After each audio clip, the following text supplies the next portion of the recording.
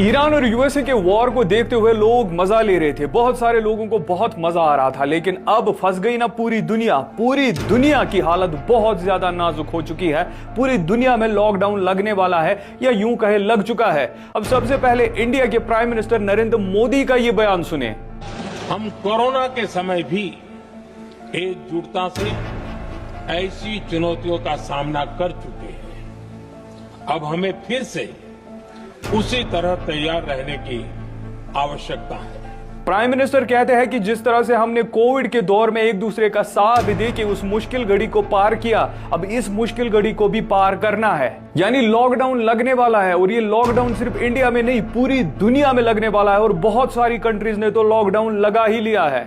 लेकिन ऐसा क्यों लगने वाला है लॉकडाउन? अब ये वो लॉकडाउन नहीं है जहां पे आपको अपनी फेस पे मास्क लगाना है, बल्कि दुनिया ने इस लॉकडाउन को नाम दिया है एनर्जी लॉकडाउन।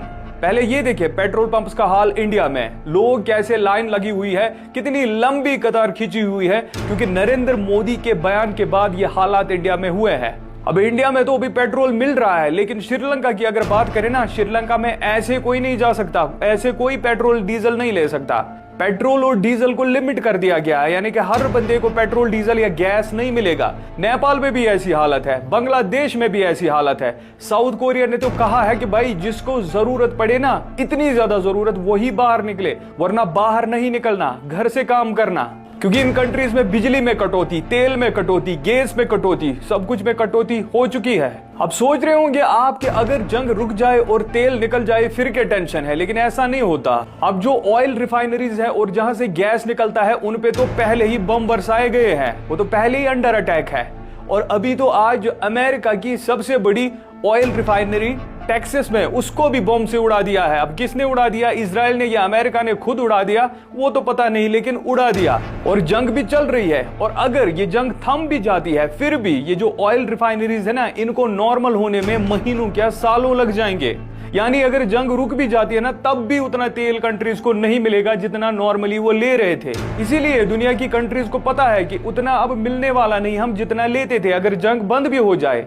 और उसके बावजूद जंग तो अभी चल ही रही है, यानी कि दुनिया भर में शॉर्टेज हो गई है, एनर्जी क्राइसिस हो गई है। इसीलिए दुनिया भर में लगाया जा रहा है एनर्जी लॉकडाउन कि अप्रैल महीने में लोगों को अगले 3 महीने का राशन दिया जाएगा एडवांस में, क्योंकि लोग भूख से न मर जाए। अब ऐसा क्यों? क्योंकि गल्फ कंट्री से सिर्फ तेल नहीं आता, बल्कि यहाँ से खाद वगैरह भी इन्हीं रास्तों से गुजरती है। और इंडिया में सितंबर अक्टूबर में जो क्रॉप होगा, अगर उसमें खाद ही न मिले डालने के लिए, तो फसल कैसे उगेगा? फसल की कमी होगी। दुनिया, ईरान और यूएसए जंग से जूझ रही है। दुनिया कह रही है कहीं से भी ये जंग बंद हो जाए। अब तो डोनाल्ड ट्रंप की भी फट गई है, वो कह रहा है कहीं से कोई मुझे मिले जिससे मैं बात करूं, इस जंग को मैं बंद करूं।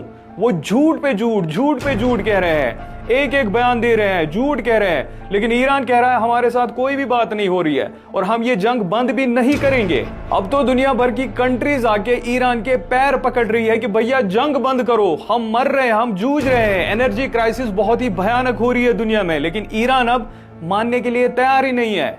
अब यहाँ पे इंपॉर्टेंट बात देखो, अब जो अमेरिका का सहयोगी यानी कि उसका सपोर्टर था, उसका दोस्त था, इससे वो भी अलग नहीं है। जो दुश्मन कंट्री थी उसका जो हाल हो रहा है, और अमेरिका की जो दोस्त कंट्रीज है उनका भी यही हाल हो रहा है।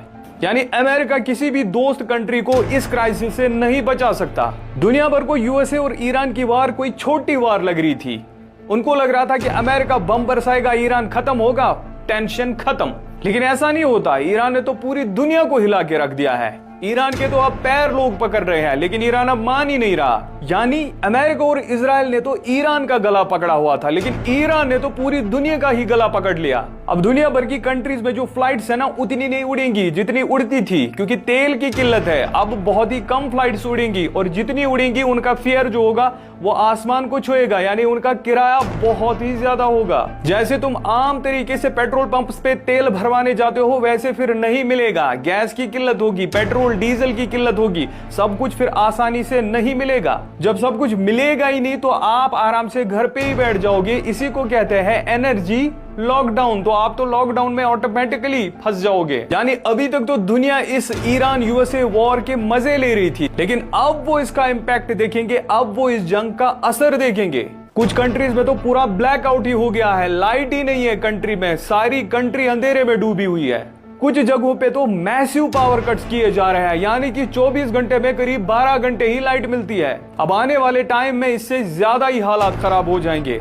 यानी अब ईरान को कहने की जरूरत नहीं है कि वो ये वार जीत रहे हैं या जीत चुके हैं, बल्कि दुनिया ही कह रही भैया तुम ही लोगों ने जीता, अब हमको छोड़ दो। लेकिन ईरान कह रहा है नहीं, बिल्कुल भी नहीं। यानी फाइनली लॉकडाउन के लिए तैयार हो जाओ, क्योंकि पूरी दुनिया प्रिपेयर हो चुकी है, वो तैयार हो चुके हैं लॉकडाउन के लिए। और आप भी तैयार हो जाओ, क्योंकि बहुत सारी चीजों में बहुत ही मैसिव शॉर्टेज होने वाली है।